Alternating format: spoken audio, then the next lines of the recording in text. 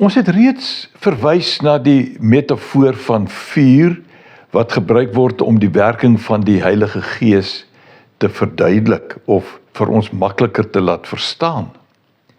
Vandag kyk ons na iets meer intensief as net vuur. Ons kyk na verterende vuur. Lees saam met my uit Hebreërs 12 vers 28 en 29.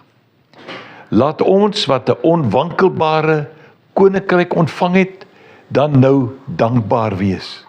Laat ons God dankbaar dien met eerbied en ontzag soos hy dit wil, want ons God is 'n verterende vuur.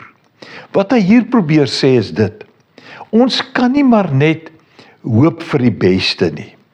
Ons kan nie maar net sê, ag, die Here sal ons vergewe, die Here verstaan en ons kan maar, eintlik is dit nie die regte gesindheid nie. Ons wat die onwankelbare koninkryk ontvang het, moet in dankbaarheid die Here dien, met eerbied, met ontzag. Ons moet erken dat hy die God is, en hy is 'n verterende vuur. Soos ons ook in Deuteronomium 4 vers 24 lees. Die Here jou God is 'n verterende vuur. Hoe weet ons dit?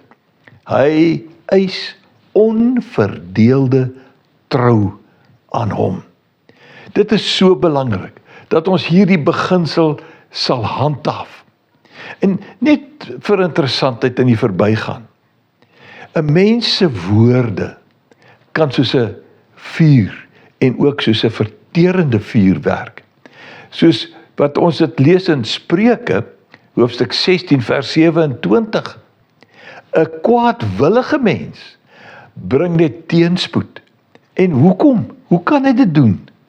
Wat hy sê is soos 'n verterende vuur. Dis in die negatief, die woorde van die kwaadwillige mens.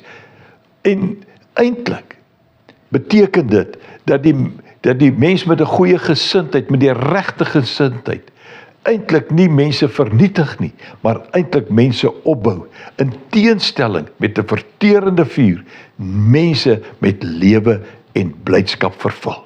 Kom ons doen dit, maak dit ons deel van die lewe, laat ons reg praat met mense, en hulle aanmoedig en aanspoor.